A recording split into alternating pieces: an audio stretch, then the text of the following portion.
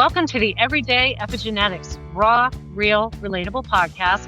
We're your hosts, Susan Robbins, certified epigenetic human performance coach, and Kate King, licensed psychotherapist, board-certified art therapist, and award-winning author.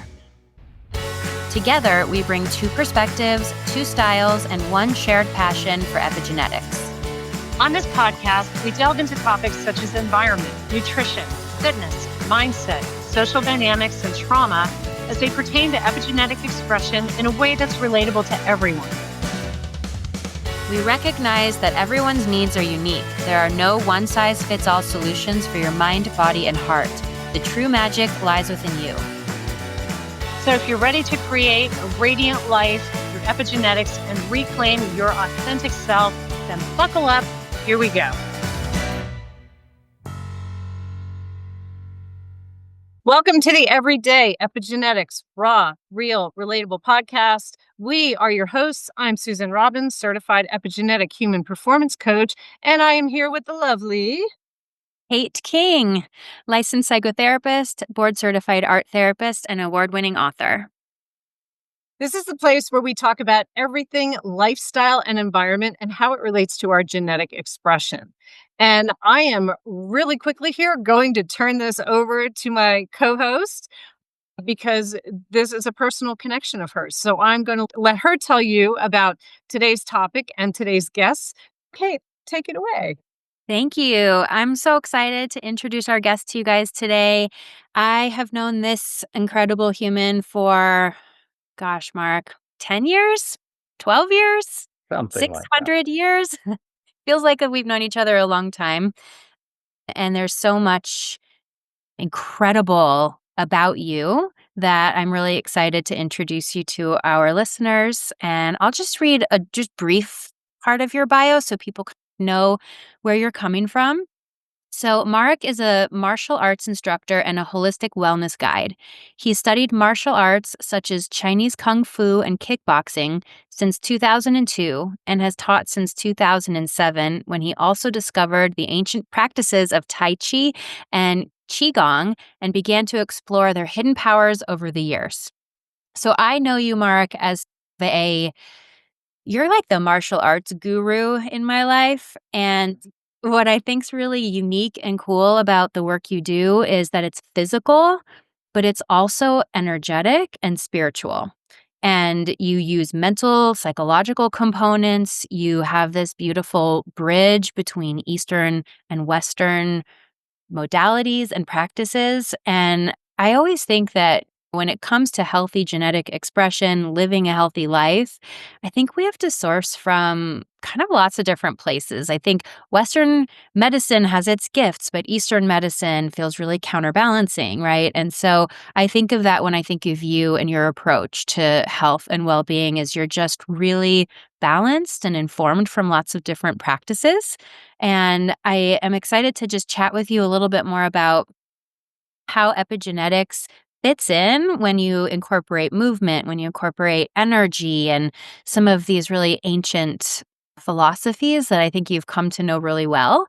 So maybe first, if you want to just let us know a little about who you are and just expand upon my little introduction, give the listeners a little bit of your background. Yeah, absolutely. Thank you. First off, thank you for having me. Appreciate the invite. And again, it's been quite a while since we've known each other, although don't visit as much as perhaps we each might like, but we're both busy people. It's yes, the practice that I have been doing for the last several years and really just made it my own practice and then sharing it with other people is kind of combination of Chinese arts mostly, and then a little bit of the Western philosophies as well as the Eastern philosophies. So Western as the Hermetics philosophies, and then Eastern, obviously, the Chinese Kung Fu, Tai Chi, Qigong, and the practices around that as a healing practices as well as a self-defense. So the company that I established is called Eclectic Ground, and it was meant to be basically, like you were saying, a little bit of a lot of things. under one roof, basically in one ground, one common ground where people would basically learn about themselves and y- approach their own being, really beingness from from perspective of like where am I vulnerable and why should it be a downfall for me? It in fact it isn't really. Of course, it's our vulnerability often reveals something that is hidden, something that is hindering some sort of a blockage. And I'm experimenting with this stuff myself. I've been able to reveal a lot of little blockages that have hindered my energy for a long time. And if I wanted to succeed in some sense of with this work that I've been doing that I really enjoy, I had to look at a lot of the parts where I was quote unquote leaking the energy. And if you have a beautiful boat, you take care of your body, you take care of your psyche, emotions, whatever as well, but you have holes in that boat, no matter what you put in there, it's just gonna leak right out. And finding that out earlier on in my personal life, I was like, okay, we're gonna have to dig a little deeper here. And so my martial arts start with these ancient philosophies quickly turned into, okay, there is a little bit more behind this. There's this energy aspect. What is that about? So I started to explore right away as, okay, so Qigong, what is that? Tai Chi. Okay, I've heard about that. I thought it was for old people. So it's like, why would I want to do that? And I had no clue what I was going in for, but I'm very happy that I have dipped my toes in this space and basically revealed a lot of my personality, a lot of just my students, helping them out with their personalities and through the practice, through physical practice. So it's not just like talking about something, even though talking about something is extremely important to get the ideas out, basically to make yourself aware, really, to make yourself aware of what you're doing in your life. And then accepting those parts of you that you felt like you'd had to reject first, and then moving on with how do I make it that real? How do I implement it in my life? What actions do I take? So going from that mental through the astral body, through the emotions and feelings into the physical body, into the actions. And so that has always been kind of a trend in my own psyche, and then now later basically implementing it into my business. Can I ask a question? Please. I'm an interrupter, so I'm trying. I I'm trying take to it. chill it, but because I'm thinking of this as I'm listening to you, Marek. You were talking about. I want to hear more about a little more about your story Mhm. because I did creep on you online before this. I'm like, I need to check him out, see what he's about, and I went onto your website, and I thought the this interesting thing was how you came into this, and you talked about you were yeah, you went and asked basically the universe to show you, talk to you, and tell you, where do I need to go? But before you go there, my question is when you were talking about your holes that you needed to fill, things that were broken, were these mental, like emotional things that you were tagging on? Or was it physical? Or was it a combination of the two? Because I think, and correct me if I'm wrong here, but from what I read and listening to you now, that's what led you to saying to the universe, okay, talk to me, give me the download of what I need to do. Yes, yeah, absolutely beautiful. Thank you for that invite. Yeah, it was a combination really of all those things for the holes, at least if we could talk to that first, in the sense that first of I started to notice myself, obviously self awareness, and I started to notice that hey, I'm actually doing that what I'm not liking about those other people. That's weird. Oh, okay. And so when that awareness kicks in and you start actually noticing that you're doing the very things that you're judging about others, a lot of things starts changing.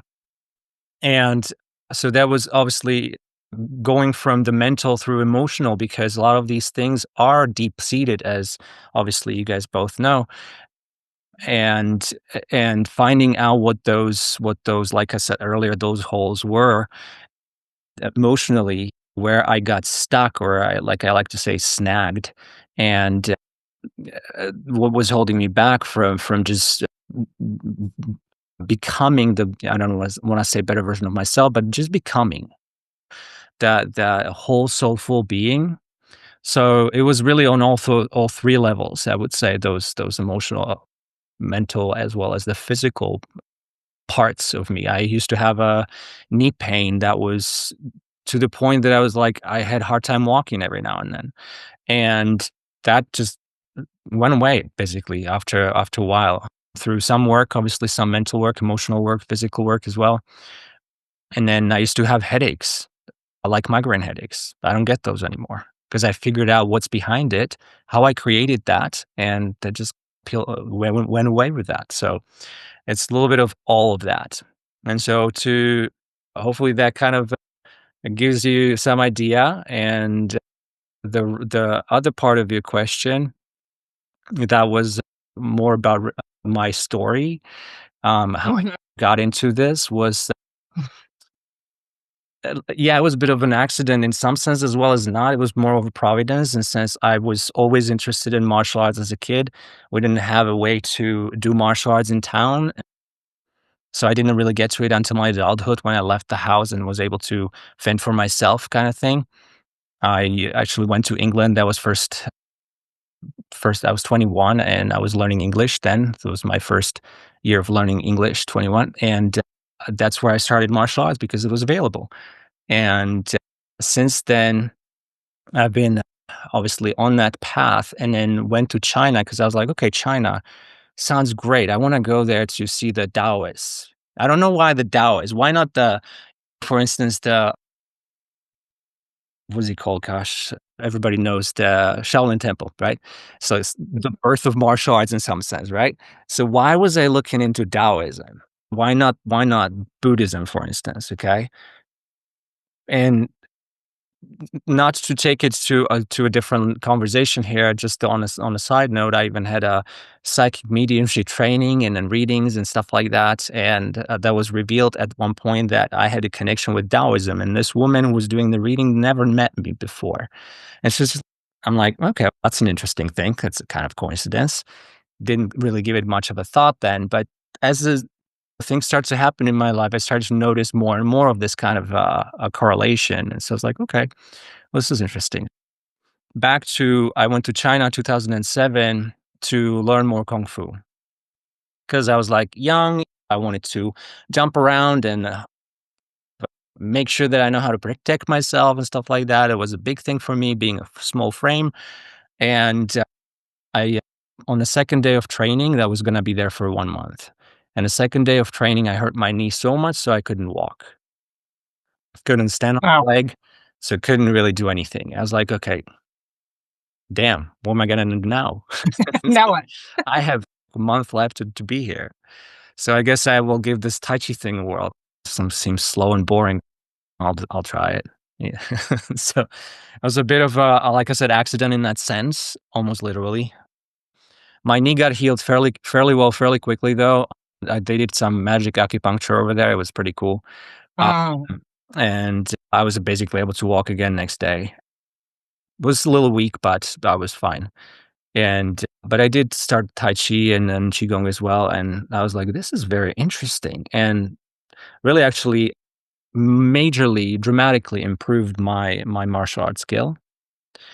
Tai Chi is I don't know, some of the spectators here may know it's martial art as well as a healing practice. They refer often to as meditation in motion. We can go a little bit more deep into that if you guys are interested, but I didn't wanna delineate that unless you have something, if you have something else on mind anyway, so. I think I interviewed Craig, and I'm sorry, Craig, because your last name is escaping me right now, and I know it plain as day. But he was from across the pond in Britain. I interviewed him last year on Qigong. Mhm. And so I don't really know much about Tai Chi, but what's the difference between, from what I understood, the Qigong was very much a breath and a awareness. Mhm. It, so much of that I think is more than a martial art, but I don't know. So for our listeners and maybe Kate too, 'cause I don't know if she does, but what would be the difference between the Tai Chi and the Qigong? Yes, absolutely. I get that question quite a bit, and it's a very, very good question, in fact. For most people, some people don't even really know the practices, or at least one of them. But the difference there is primary is that Qigong is not a martial art. Tai Chi is a martial art. Tai Chi has Qigong in it. Qigong does not have Tai Chi. So if I to make it a little bit broader in this sense is that think of a Tai Chi as a slow motion kung fu, the movement, let me say it this way.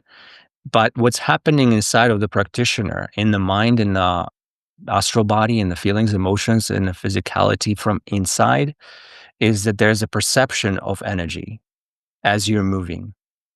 Like the awareness that, for instance, if I move my hand like this, if I did that same movement through water, you'd see ripples, right? Mhm, But because I'm moving through air particles and through space, the eyes don't see anything. But I'm aware that I am moving the space as I'm moving my hand, for instance, or my body, or however I'm moving. I am present with the elements. I am present with my physical body, with my feelings, with my thoughts, etc. So being in that moment, in that time, which is why it's the meditative practice, and obviously it's in the movement that is very specific, that movement. So in Tai Chi, obviously, like I said, it's a martial art. So all of the movements are martial moves. So so for instance, if I did movement like this, that would be an arm break, for instance, or a trap of the or a head, or there's few applications for each movement. But if obviously people ask, why are you doing that so slowly? The reason behind that is that you practicing embodying really this perfection of that movement. Tai Chi Chuan is translates as the great ultimate fist or a set of movements. And they call fist, but it's like a set of movement is or form, we would say in this in the West. But the great and the ultimate, why those two words? And it's mhm. the idea behind it is that the Tai Chi has the Qigong in it. The Qigong part is that awareness that you're using within yourself to actually do this movement. So Mhm. if that makes hopefully a little bit more sense at this point. It does. Okay. Thank you. Yeah. The Yeah. the Qigong is, like, the energetic piece, Mark. I think this is, like, baby Qigong that I've learned, but maybe this is the very basic Mhm. practice, but what I've done is sitting with my hands open on my knees until I can feel the tingling on each of my Mhm. hands, and then imagining, visualizing that tingling are like two energetic orbs, and then slowly bringing my hands together and putting the energetic orbs into one big energetic orb, and then pulling and pushing and feeling the reverse magnet, the pulling like toffee, how you can actually move your energy. Mhm. That's about as far as I've gotten into Qigong, but is that sort of the foundational practice there? Yes, very much, and it's very much so that. Thank you for posing that as well, because yes, there's hundreds of different kinds of qigong. A lot of them are specifically just tied to body movement. A lot of them are also tied to body movement and breath. Let me say it that way. So breath, qi translates as the word qi alone can mean air, can mean breath, can mean gas, can mean there's like several meanings behind that word, but the qigong means practice or work. But the qigong together is basically an energetic practice, or so the Chinese have delineated out of this.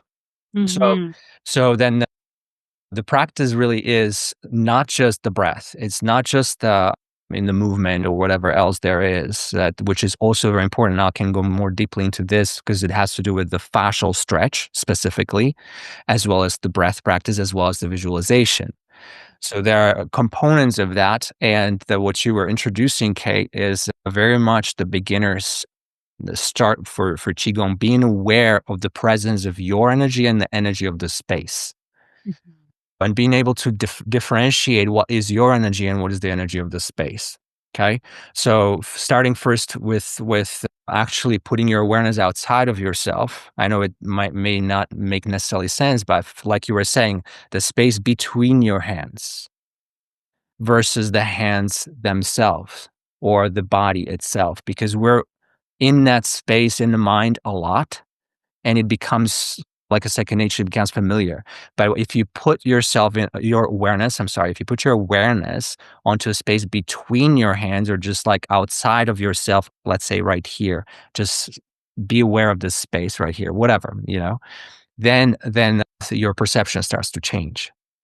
And Mhm. with that change of perception, now you're embodying because you are perceiving it from yourself and you're paying attention with your own mind to the space that exists. This is again, I mean, there's a lot more to this. This is just the very beginning. And then one of the practices that we do at the very beginning for the beginners is that paying attention to your own breath, which is obviously the start of the meditation, but truly really feel like your lungs are expanding, like how they're contracting. And as they're doing it, you have your hands in front of you and you're mimicking that movement of your lungs moving out and lungs moving in, and just feeling the space and matching it with your breath. And as your breath slows down, as you go longer and longer, you become more and more aware of the space and less of your breath. This is just one thing. Plus the visualization, which you're alluding to. There's the feeling of like your palms are magnetic, feeling of the space being magnetic, feeling of having a light coming out of your hands or a light bulb like you're playing with. And then there's the Qigong is obviously a healing practice, as I was saying earlier, and is used also in martial arts, is really used in anything. So you can do a self-healing practice where you point your awareness on parts of your body wherever you feel you have tension or wherever you feel you have some obstruction or dis-ease, and focusing that I don't want to even say that focusing your awareness on that, which you do, but it's like you're accepting as that part of your body that has tension in it, you accepting that it already is healed, that it's already in perfect state. You're accepting that in your mind. So it's more of the like a mind work as well. And then the high level or the practitioners who have been doing qigong for like years, they're able to warm up their hands physically. They're able to make a cloth, wet cloth, make steam with their hand. They're able to move objects. They're able to not just being telepathic or whatever. Those are skills. They can be developed. And again, it's just like it has a level. It's just like everything does. But that's the some qigong practitioners can do amazing things. Like I saw a guy who put a chopstick through a table. Wow. I Like, mean, really there is playing with matter, playing yeah, with there is really metal. no boundary to Wow. what mind can do actually. Mm, You can go from the simplest things to like mind blowing stuff. And Mhm. there's doctors in China still to this day, and known, some of them are known more, some of them less, that are able to extract tumors from bodies with their hands. mm. Okay. Yeah, this is I the think kind of thing where I've heard people say about magic that Yeah, maybe magic is just science we don't understand yet. It absolutely it is. seems like it's with the fufu, yeah, it Yeah, seems magic because right? we can't define it or explain it, but maybe exactly. at some point in the future we will be able to explain it, and I think we're getting there with quantum physics. 100%, exactly. That's what I was thinking, because 'cause I've done some meditations that were quantum jumps, things like that, and it was all around now tune into the space around you, and it is just a very different feeling, and you can feel the feet tingle, the Yeah, hands tingle when you create that awareness. The other thing I tuned in to what you said about when you say you have an ailment within the body and then you tune into that and it's having a peace with it's okay. And Mhm. how much do we hear all the time of fight cancer, fight Yeah, that disease? And yeah. that's a stress word. Yeah, that's the very thing that Now, created the cancer to begin with. when we can find that peace, and that's what I tell my clients is, I'm not telling you you're staying where you are. Yeah, This is where you are now. When you find peace that this is where I am at this moment, and not I have to fight it. yeah. And as a Lyme disease person, that's what I was told, fight Lyme, fight Lyme. And Mm, when I got into the epigenetics, the chief medical officer of the group that I got certified to do the DNA, I met at a conference. This is mhm, how I found the DNA. And I said to we'd started talking about this DNA stuff that I was just didn't understand. And I said, "Well, I have Lyme disease," and he said, "I don't care what you have." I was like, "Jeez." And mhm. he said, "It doesn't matter. When you focus on everything you need to be optimal and where you are, as opposed to you have to keep looking for what's wrong, then you just keep finding more of what's wrong, and you're creating more that's wrong Exactly. through that stress." So that's what I tuned into, or I really keyed in on when you talked about that. I've Yeah, seen it with myself, I've seen it with people when you find that peace, and it sounds like that's what all of this brings together is just that peace and awareness that creates that peace in you to just absolutely. say, "It's okay. I'm okay today." That Mhm. in the moment where we're so focused on what's happened in the past or, "Oh my god, what's gonna happen tomorrow?" Yeah, Instead of finding that peace. yeah, Go ahead. no, no, no, it's absolutely yes, this is the essence, really. So if you have in China, in this context, the Chinese, obviously, you guys seen the yin and yang symbol, right? So this is a big thing because again, this is talking about the opposites, the polarity of the world in a single circle that is basically that unites the both polarities, right? So we have the wholeness in which the polarity exists, and polarity, the day and the night, the pain and the joy, or however you want to call the polarities, right? So there's millions of them. But for instance, the space, like you were saying earlier, is that one of the reasons that people are have a success in meditation where they really tune themselves into the spaciousness. That's the yin. That's the darkness. That's the receiving end. Is that it is ultimately infinite. It's the pure potential, like you say, the quantum, right? That's the spaciousness. It's the infinity. When you tune your mind, your own mind into the sense of infinity, there really is no problems anywhere, really. The mind is just because how do you perceive infinity? Mind doesn't even know. It can't calculate that. And that's mind's job. Mind's job is to protect the body, to protect itself, its environment, etc., to have a vehicle for the soul, right? To make sure that you can actually experience what you came here to experience. But if you put the mind into the infinity, it's like it's gone for that moment. The mind is not there. Basically, it's just Yeah. to be. The chatter stops and all that kind of stuff. And then the yang part of this, the of yin and yang, is the light.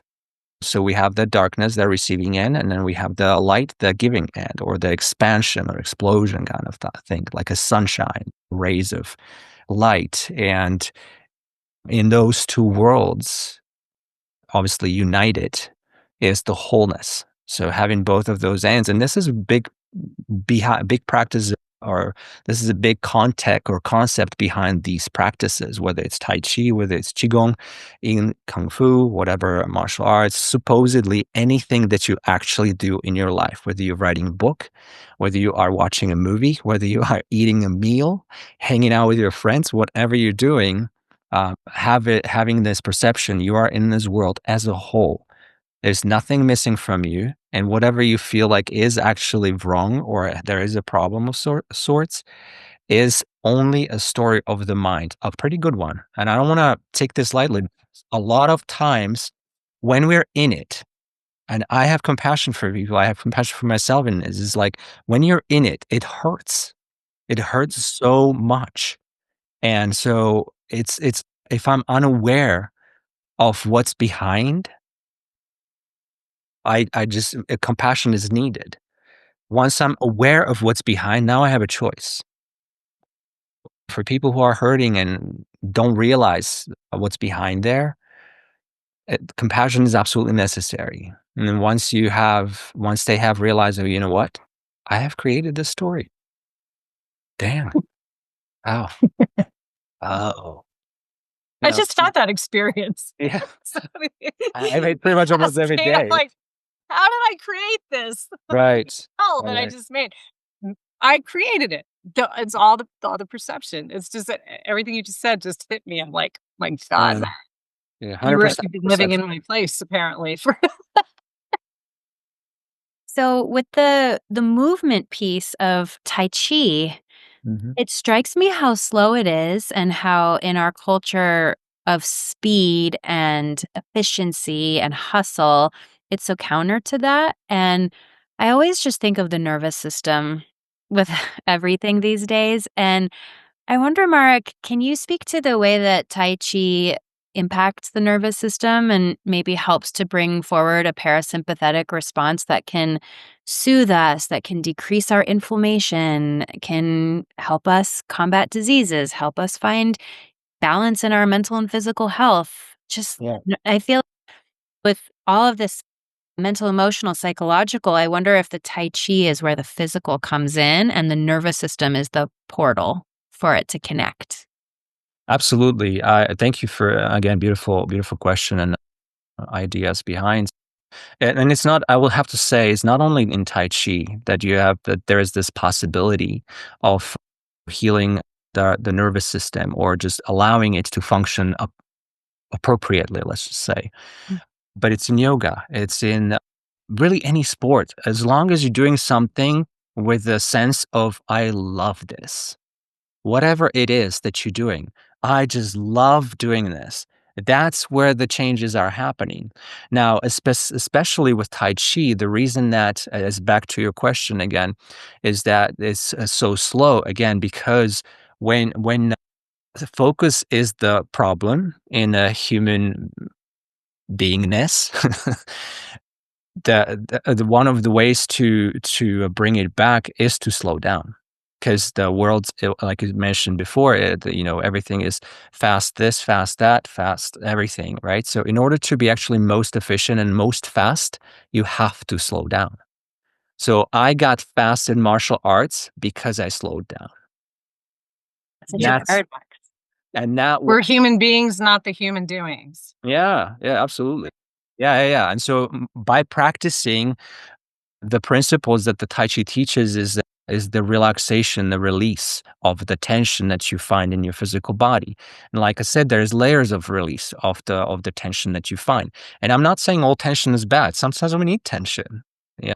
Because it's the yang part. It's like tense, right? That's the positive. That's the go. The yin part is the feminine, the receiving, the release, the relaxing, the chilling. That's the energy, and it's important equally. But this world has been so young, so pushy, is that there is no time for relaxation, for release, not enough. Let me say it that way.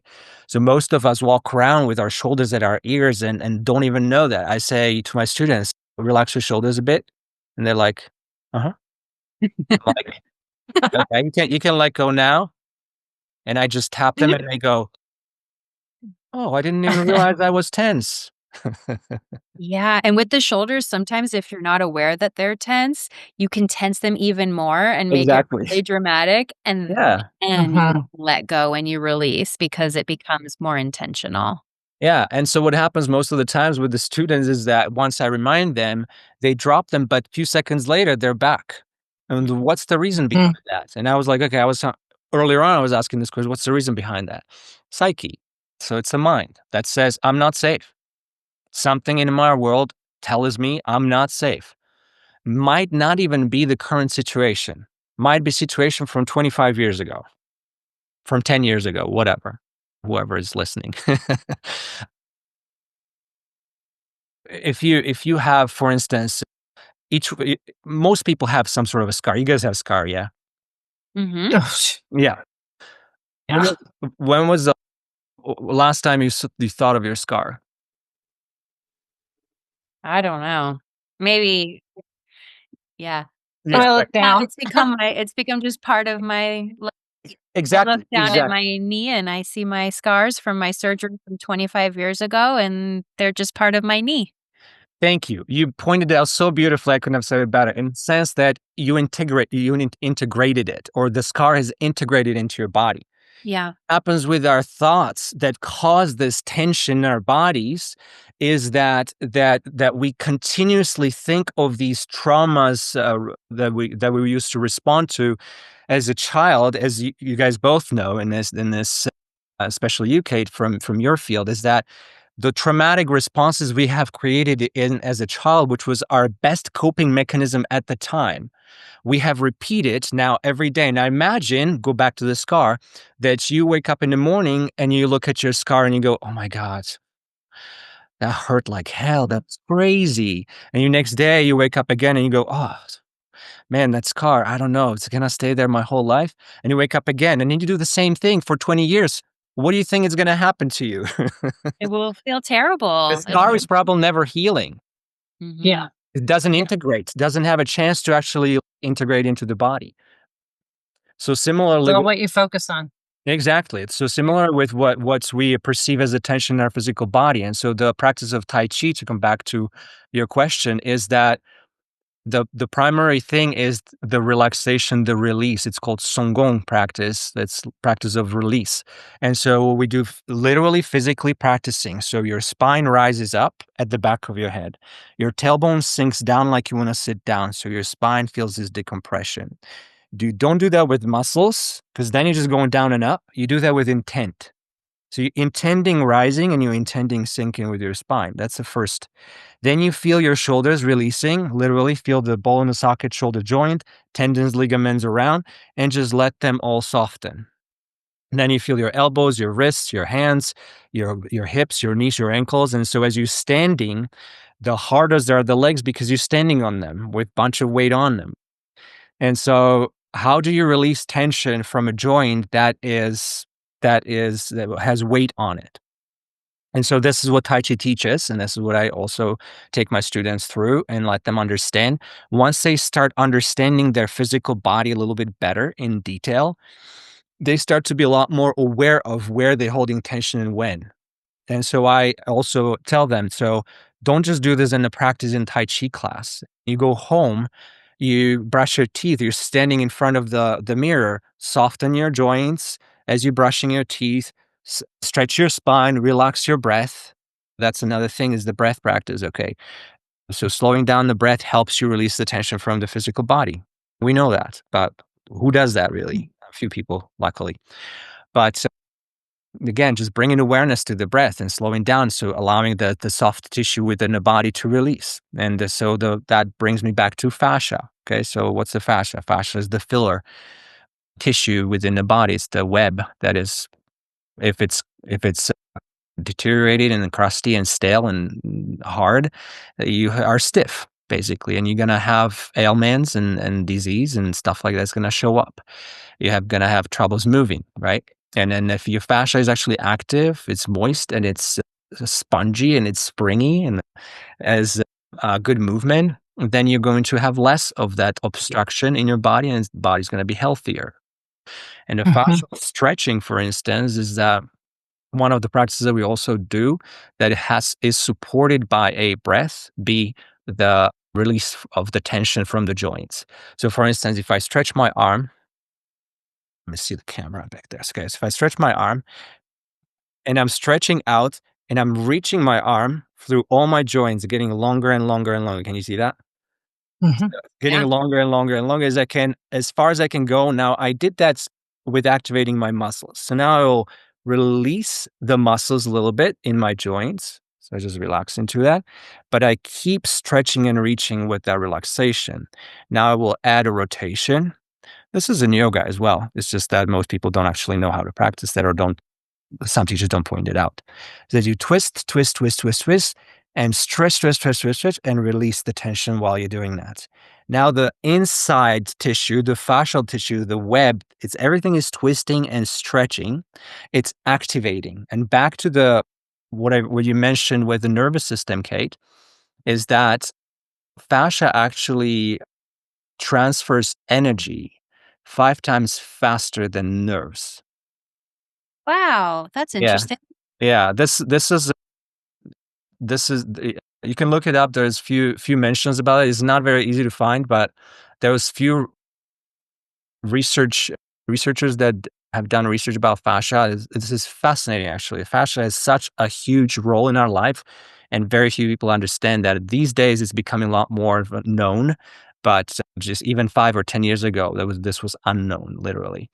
And so the fascial system carries the energy 5 times faster than nerves. And so when the energy is in the system, high, running, the disease, the low frequency bacteria, they don't have a chance. They don't stand any chance, basically.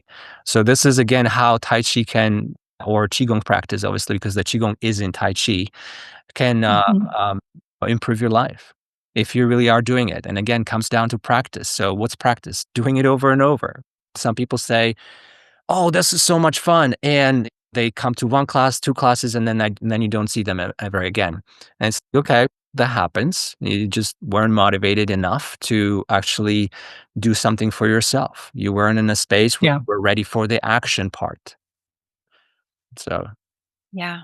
The couple things that I want to touch on here. I've been taking through this group that practitioners and wellness professionals, they keep track of things from like an aura ring mhm, to get all the metrics and specifically heart rate variability. mhm, When I listened to the first webinar, and this is the doctor we're actually going to have on heart rate variability and the vagus nerve, mhm, he said that breath work is the window to the nervous system. So you were really stressing that, and I listened to, and I actually started just within the last probably 6 weeks or so, really incorporating that breath work in myself, specifically at night, where I was having a lot of issues with sleep, and I have a lot of issues genetically with sleep. It is a 100% game changer. It blows my mind, how much of a difference that's made, whether it's going to sleep, waking up, and getting back to sleep, unbelievable.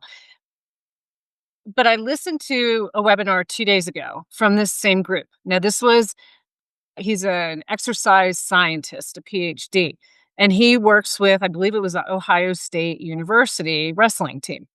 mhm, And he was showing metrics. This was back from like 2018, I believe. I could be wrong. I think it was 2018. But he was showing, because again, they use the heart rate variability because it's all about that. When you have that low HRV, then we know that we're sympathetic system driven and we want to get that HRV up. They're saying it's one of the biggest metrics that you can use. Now, I know that, and I wanted to ask you if you use that in a practice with any of your people, or is it really just gaining that awareness? So that's one question I'll ask. But where I wanted to touch on it, because it was something else you said, these were all wrestlers that the one had won 3 state champions in high school, state championships, and now he's in college, and they're seeing his HRV plummeting, and his performance was reflective or correlative of that, just tanked. So the coaches call up this guy and they're like, "You gotta help him." So he looks and he starts tracking the heart rate variability, and he would see it go up, and then at practice, like on days when he had to work, it would plummet again. And he said, "This guy's not having any fun." And here you were saying, "I love this." He said he was looking at doing the practice and everything as work, which stimulated that sympathetic system even more.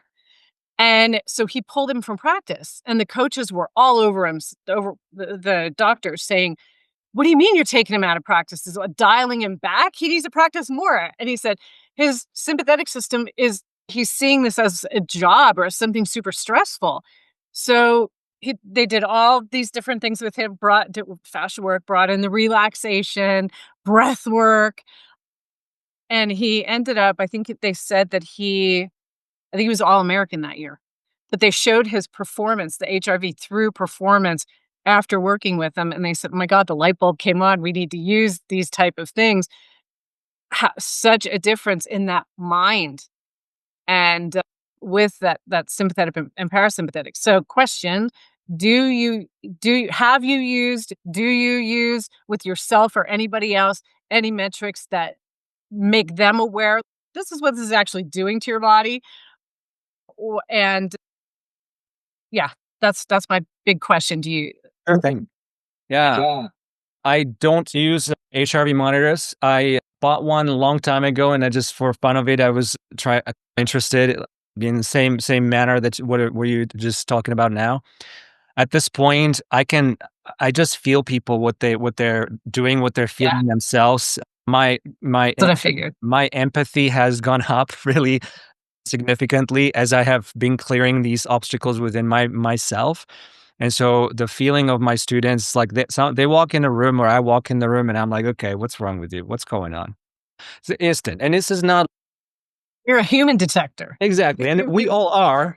We all are. It's just, uh, do you, have you practiced that or have you not practiced it? So some people have it stronger, some people less strong. That's all it is. But big point to that. I love the story that you shared about that because the it really comes down to perception. And again, I mean, if you're having fun or not having fun, that's all that it is in sense. Are you loving what you're doing, or are you doing it because of there's some obligation? Those are the two things. There's not much else in between. Either you enjoying what you're doing or you're not enjoying it. And if you are doing something that you're not enjoying because you have to or so you feel you have to, just decide for yourself, really, is this worth of my energy? And or can I change my perspective about this at this moment? Let's say that you're visiting family members that you don't necessarily care about, but you should show up to support mom and dad or whatever, I don't know. And so you go because you want to support mom and dad, but you don't necessarily like your brother, your sister, or whoever is their cousin, I don't know. And but you kind of like get through it. And so can you really change your mind around that? Say, you know what? It is what it is. They're a human being. I'm a human being. I struggle with some stuff. They struggle with different things. I accept them. I respect them. Doesn't mean I'm going to hang out with them, but I respect them. Can you shift around it and accept that and move on with your life? Absolutely. Mhm. Now, if you don't do that, you're going to feel triggered. I, this word is thrown around these days a lot, but you'll get triggered. And that trigger is really an opportunity. I love one of the things about in Chinese, the character for crisis and opportunity is the same. It's the same character means crisis and opportunity. I think Kate and we I think talked about it before. And so with that in mind, it's every trigger is the opportunity to notice for yourself where you are not free. What's holding you back? Where you snagged? What's preventing you loving your life, loving the situation you can be in? What's preventing that? And so for me, these are my detectors. And again, I love technology and the technology these days is amazing. And a lot of things are measurable, which is so cool because it just validates what the Tai Chi people who created this practice in the 12th century knew back then. We're just finding out and confirming it with our quote unquote technology. But it, Some need to see. They need to actually look at it and go get shocked into that. yeah, yeah, and so what we've lost, I feel, is the over the centuries and millennia, whatever we have lost, is the being in touch with the self, being in touch with nature. Absolutely. It's the nature cycles, the elements, the nature cycles, and qigong is big into this. Is the elemental practice a lot. So perception, awareness of the elements within oneself. It's like you can be Mhm. fiery, kind of like if we talk about Ayurveda a little bit. There's the Pitta Kapha Alpha, sorry, Pitta Kapha Vata, the personalities, the main personalities, and the combination of them, right? So similarly in Chinese system as well as Indian system, the elements, you can have a personality of each of the elements can be one more, one less, etc. But in the long run, this earth was made at some point out of some stardust or whatever.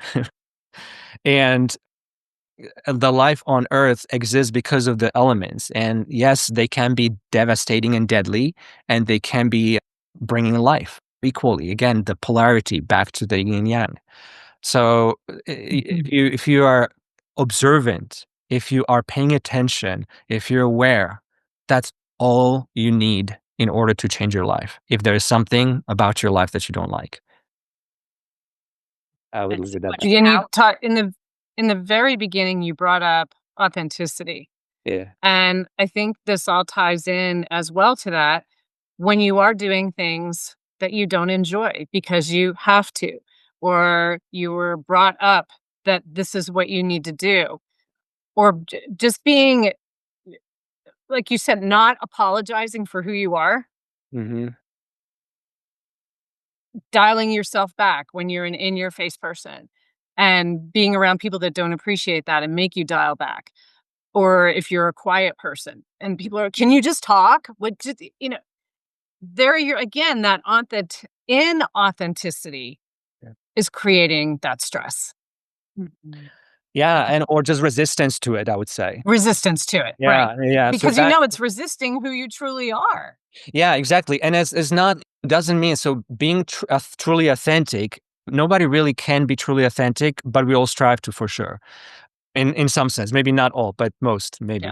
So, but again, the point being in that I feel is the your ability to go with what is. That doesn't mean that you're going to ignore things. That doesn't mean that you're going to not do certain things that you're actually supposed to be doing just because you don't feel like it and do you want to be authentic. But you've given your word, so maybe you do something even though you don't want to be doing it. Perhaps it doesn't feel completely authentic in the moment because you don't want to do it, but you promised. But again, it comes down to the word, whatever you said, and then stay behind your word. So respect to the person, and then being authentic with yourself. If I'm feeling not so well, then I will acknowledge that and I will feel into that, so it can pass. This is a big practice in Qigong and Tai Chi as well. Is because you're moving so slowly, body actually hurts when you're doing that. And through that discomfort, you're learning more about yourself. What's the threshold of your tolerance, right? Where is the tolerance and where is actually the part of you that that can grow? When you go to gym, for instance, you lift weights and then it hurts, right? Because you're creating tension, it hurts, but without that tension, you couldn't grow the muscle, right? So similarly here, you're learning to release the tension in order to have the energy flow. There are two ways, primary ways to have power, physical power. One is the muscle mass, the other one is energy. And so if for a person of my frame is as less muscle mass, then I have to rely a little bit more on my energy. And this is back to the practice that I do with Wing Chun Kung Fu that was brought into States by Bruce Lee is was developed by originally a while ago back in Shaolin by one of the nuns. And it was a meek, small Chinese nun, and she developed the system to be able to protect herself from bigger, more muscular guys most of the time.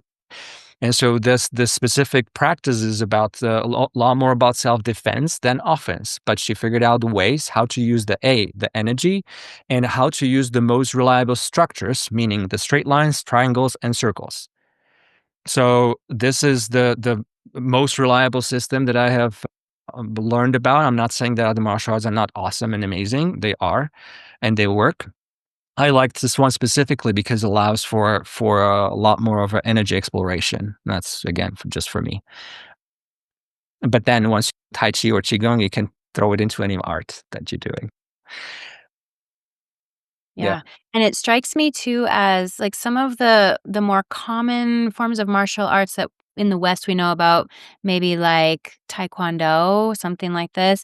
I actually grew up practicing a South Korean martial art called subakdo, Mm. and it's similar to Taekwondo, except it didn't have full contact, and so you learn to stop your punch an inch away from someone's face. And I think they tried to put in a few more philosophical teachings about respect and humility, things like this that I thought were really great for me as a developing child to learn. But something that feels so different to me when you're talking about the martial arts you practice is there's a softness to them. It's like a soft strength Mhm. instead of a brute form of power. And ultimately, I think that's why I didn't stick with Subak-do.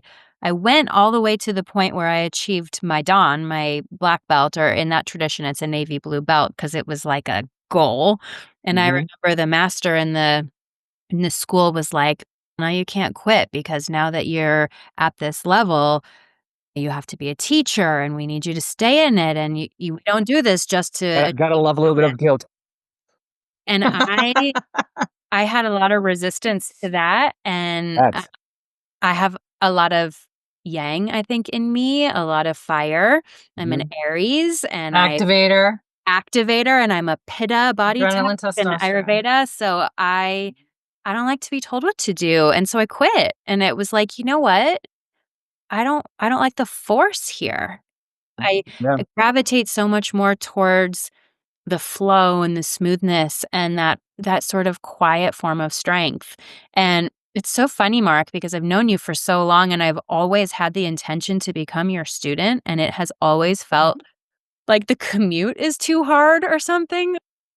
I think the resistance has just been purely convenience, right? Because I have small kids and all the excuses.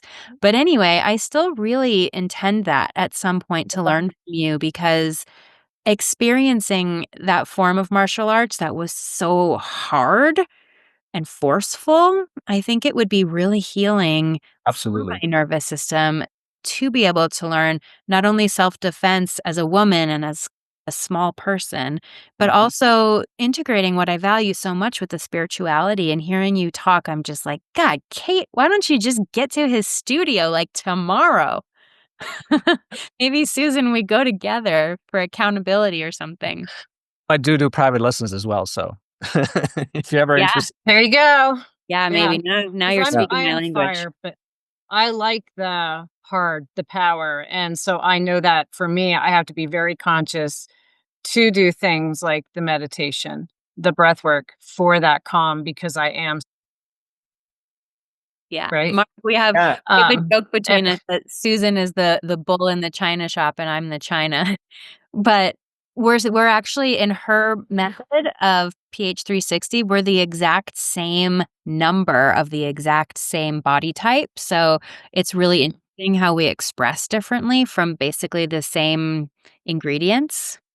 yeah, it's also the secondaries. She's one that's much more mindful. I'm one that's much more connective, people, variety, need to be doing, multitasker. So we think very differently. And then I've done her DNA as well. And neurotransmitter wise, how we break those down, we're different.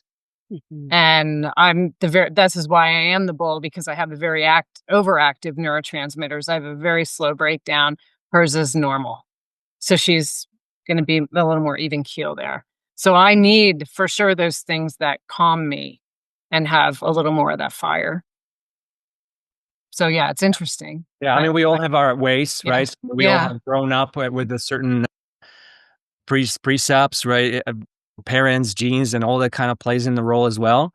But ultimately, I feel, at least to my own findings, through my own practices, is that ultimately the creator of my reality is that person right there. Absolutely. And You we know? control the genes. That's the thing. You Yeah. have all the genetics, right? Yeah. But 95% of the way they express is our control. Yeah.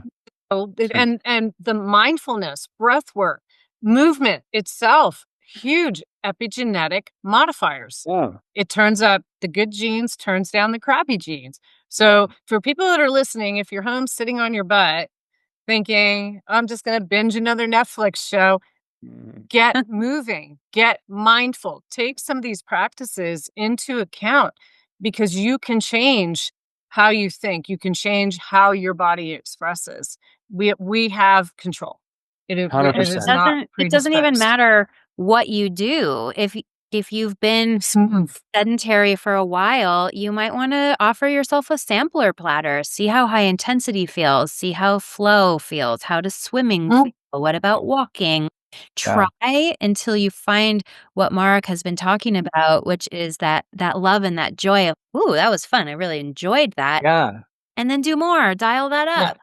yeah. Yeah. And it's, Do what feels. Listen to your body. Go ahead. I'm sorry. absolutely, absolutely. No, definitely listening. And I feel like that's the most important piece is the being aware of what's happening in your space at any given moment. Again, awareness. If you don't have awareness, you don't know you have a choice about doing or not doing something. And this, like we said before, this world is so full of go, go, go, do, do, do. And it's not that we can't, it's not that we shouldn't or whatever.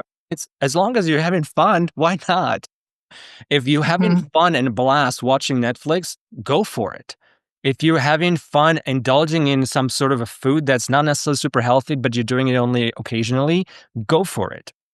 But create your own routine that's going to serve you more than not, so you are actually progressing. This is a if someone asks me, okay, what would you give any advice? Really just living your life and being aware of who you are. Once you have understanding of who you are, allowing yourself to, mhm. at the very least, accept yourself for who you are, especially the parts that you don't feel that you like. That's the hard one, and create some routines or some practices. Create a routine, a new routine that will actually serve that being that you want to become, if that's not someone that you already are. Living into your own potential. We throw it Yeah, around like it's a piece of dirty rug, that living into your own potential, but it is so important. This is why we are here. Sure, we can have fun. Sure, we can go to the party, and your soul is here for a reason and is waiting for you to become the part of you came here to be. So, yeah. My favorite meme. I and I just wrote it down again today. Was they say that the definition of hell is on your last day on earth when the person you became meets the person you could have become. I love that. I think it's right. I'm telling you, every Yeah. time I say that, I get goosebumps every yeah, single time, yeah, and and it just keeps coming up more and more lately. Like I said, I just wrote it down this morning so I didn't butcher it, and I didn't even yeah. plan on saying it today. It was in talking to somebody else. Well, you We said it just talked beautifully. about it last night. So everything timing wise, but it's so true. Yeah. Who are who did you come here to be? Stop fighting it, flow, and be who you came here to be. You're here to experience Earth, Yeah. not to just survive. Yeah, absolutely. And it can sometimes feel daunting. It can sometimes feel easier said than done. I've been there. Yeah, I'm sure you have been there too. It's a and every now and then I'm still there. Still get upset about something, but today I know, okay, that was a trigger. Let me pause. Let me breathe. Let me feel this. Let me let that flow. Okay, what am I feeling? Where is this coming from? Where did I feel like this when I was kid? What am I holding back still? Okay. And there, right there, I will get some sort of an insight and I'm able to let it go. And again, talking back to release. Breath supports the release. We already know that. So paying attention to it. If I feel a little anxious, anxiety can be really actually connected to I'm actually excited, but I just don't know what to do with it. And so people translate it as anxiety, but it isn't. You're just excited, Mhm, and you don't have outlet for it. You're not expressing it. So you end up repressing it, in fact. And I know, Katie, you're big into that kind of work as well. And thank you for doing all that beautiful work because that's so much needed here. And then just being attentive really to like what you're feeling. Be with it, sit with it, pay attention. Yeah. And I wanna share a meme too, because I think memes are cool. Yeah. Like, some of them are just pack such power, and this one feels like it shifted our conversation so much about practice and Hmm. building the muscle for how we talk to ourselves, how we love ourselves, what we do with our bodies. So this meme says, "The thing about everything which already is a big statement. The thing about everything. The thing about everything is everything gets easier with practice. So be careful what you practice. And that hit me so hard because so often, Susan and I on a recent podcast talked about words, right? The way that we talk to ourselves. If you're practicing kindness toward yourself, that's going to ripple out and become your reality. If you're practicing movement, if you're practicing looking for the things that light you up, all of those have compound effects that you can't really necessarily see, but you can feel. And as those muscles get stronger, your entire body changes shape, your life changes shape. Yes. 100% beautifully said. Yeah. Yeah. Body is Love affected. it. The one other, there's several quotes by my most recent teacher that are just ringing bells so much is like frequency precedes form. It's like when whatever you're thinking, that sends out the ripple. Eventually, you're gonna manifest it. Speaking back to this meme that you just used, the quote I love to repeat from my most recent teacher, Peter Crone, he says, "Life, Oh, I know him. yeah, life brings you people and circumstances to help you reveal where you're not free." Mhm. And Love that's that. just Love that. wow. So again, back to the opportunity and crisis. When you are triggered, you feel upset. You feel the hormones just like swirling in you, and just feel the anger, frustration, annoyance, whatever you're feeling, judgment following, etc. When you feel all that, it was brought to you because this is something where you're still not free. If it's brought to you and you are actually free of that, in the sense, okay, well, that's their thing, okay, it doesn't affect me, okay, then you won't see those things happen anymore. They don't stop affecting you. So if something is affecting me, that means it's living within me. Mm. I have the opportunity at this moment in this time to pause, to stop, feel it, find out where it's coming from, and release it.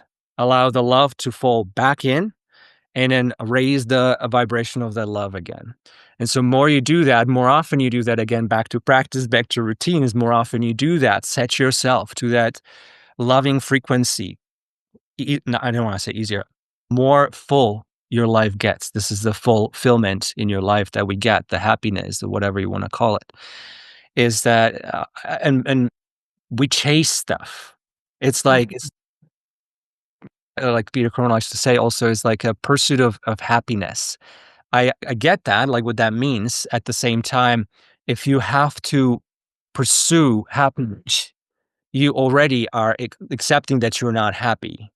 It's like there is already Yeah. chasing your own tail, in sense, basically, right? So Mhm. just being with that, whatever comes, hard, easy, joyous, painful, doesn't matter.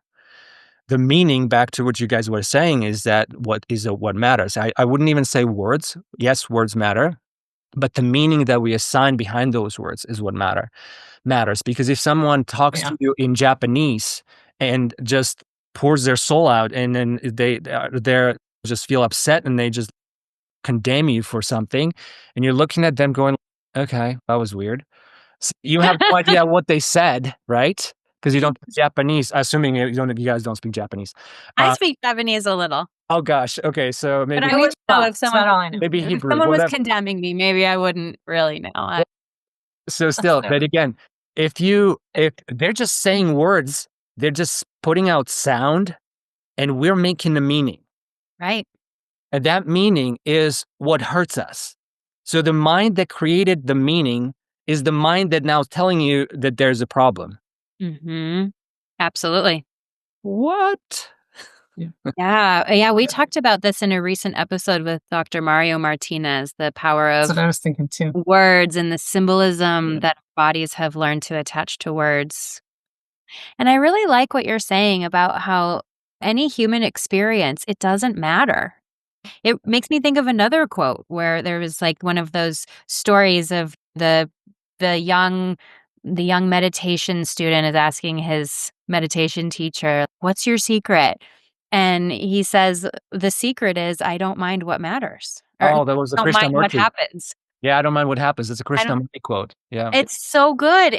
And I say this to myself, I can be prone to anxiety and I can get fearful about things that a little catastrophic. We work on it. It's a thing.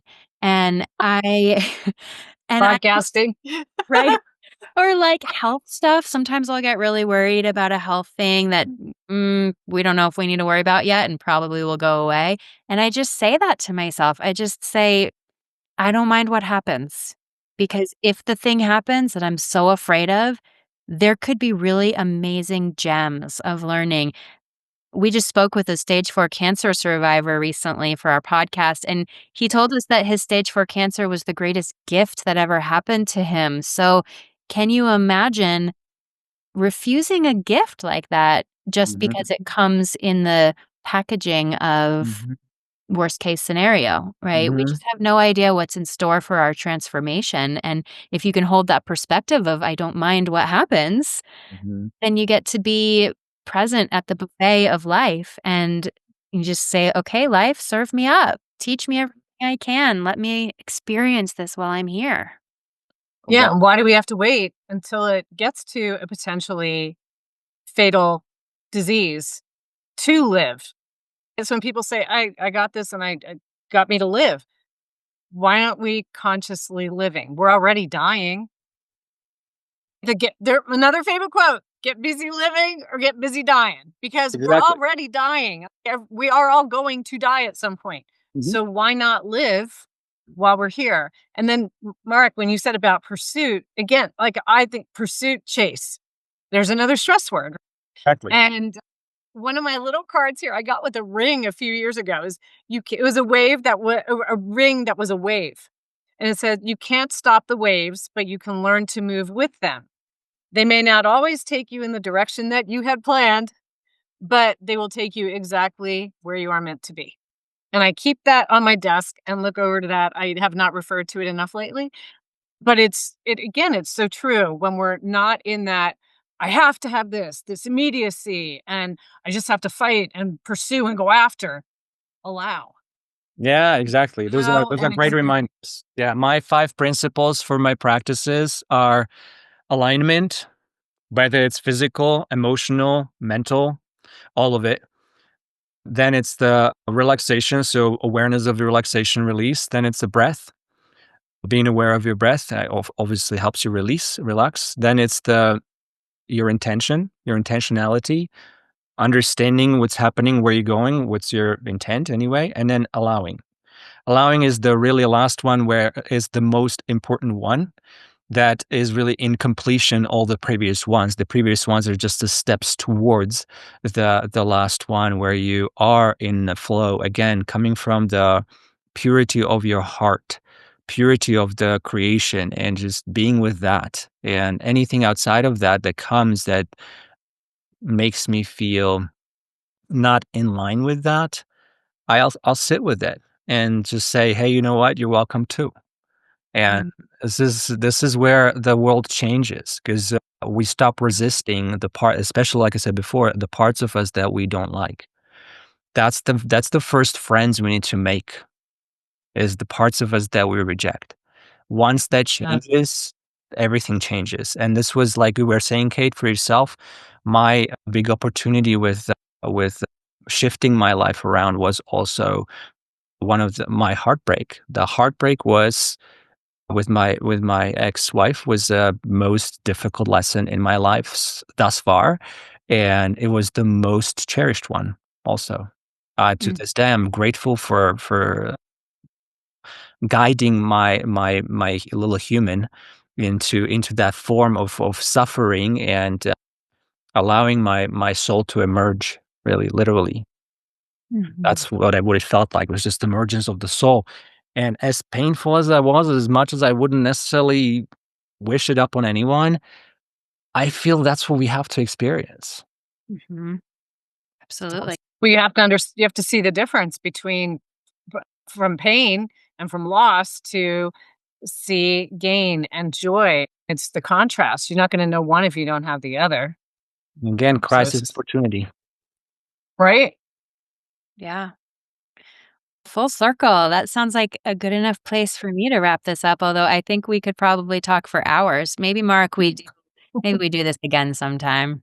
Dang, You're always anytime. such fun to talk to. So, at the end of every podcast, we like to bring it back to you for you to tell us what are you doing today in your everyday life to cultivate a radiant life through epigenetics?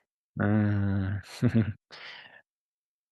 On my in my most recent friends, one of my friends suggested a few quotes that she works with, and in my daily practice, I wake up in the morning. I've been doing this for the last several years, but have added things on and taken things out as I go to tailor it best to myself. But wake up in the morning, sit with myself, contemplate the dreams, just welcome myself back into reality.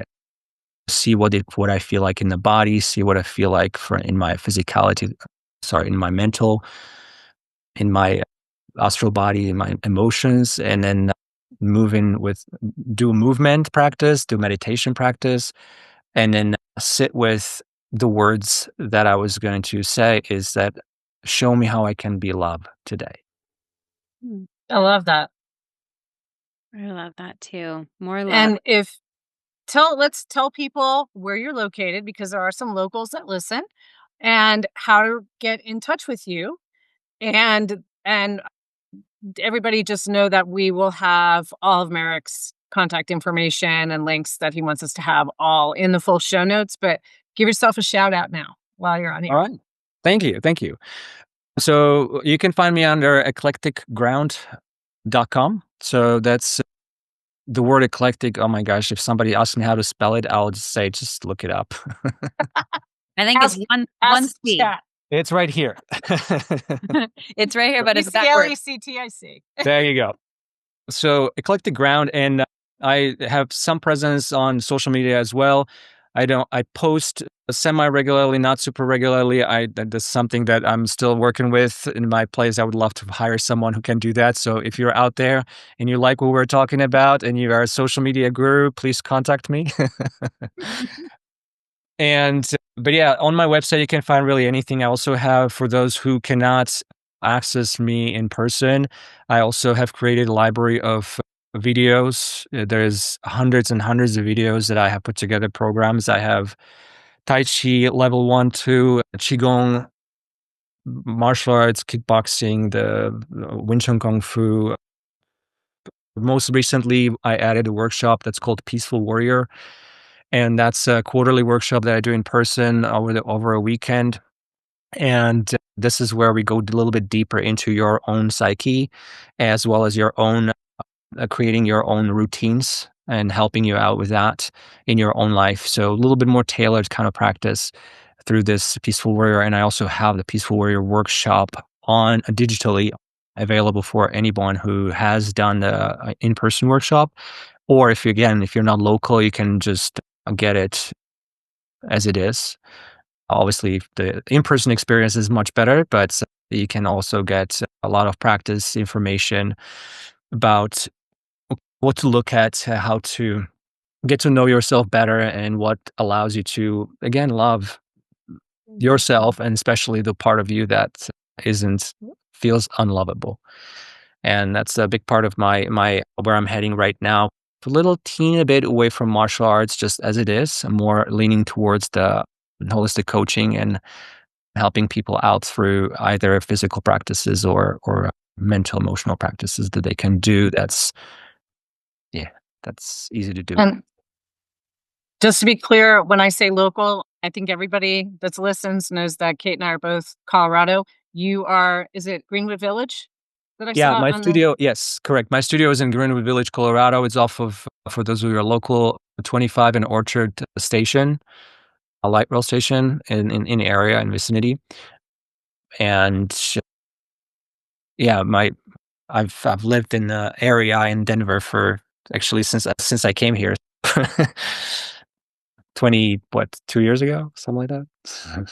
Yeah. We are fortunate to have you in the area, and I for one, am very grateful for the connection. And Kate, I think we need to do the Peaceful Warrior weekend. Yeah. So, Mark, have you read the book The Peaceful Warrior by Dan Millman? Oh yes. Oh my gosh. So that That's book why. found me when I was in a really dark place. Mm. And that was actually a book that I think initiated my spiritual journey. Like, Oh, for beautiful. me, there's, like, before The Peaceful Warrior and after The Peaceful Mm. Warrior, and that book, speaking of the power that words hold, when you Delicate. say you titled your work, your workshop, The Peaceful Warrior, I just immediately have such a resonance with that, and it's a powerful perspective to be both peaceful and to be a warrior. It reminds me of the Japanese samurai warriors where like they're farmers, they're normal people, they're living lives, but they're prepared because if called to battle, they need to have their skills. And so this peaceful warrior paradox really it suits you. It's so like what you've talked about with your work. That's why I felt guided to that title of that workshop was because of that book, because of that movie. It's also a movie if you wanna watch it, Susan. But yeah, book is also I'm gonna do the audiobook. yeah, definitely a book is obviously almost always better than the movie, but it's Yeah. also interesting to Yeah. see. Anyways, but I love that concept of being peaceful and a warrior. Like you said, relative opposites, but in some sense, you're again, the humanity part of you is present no matter what as you progress through life. And in this, like I said, it's a quarterly workshop. The next one coming up is mid-July, and then I have another one in October after that, of course. But yeah, you're more than welcome to come by if you're ever interested.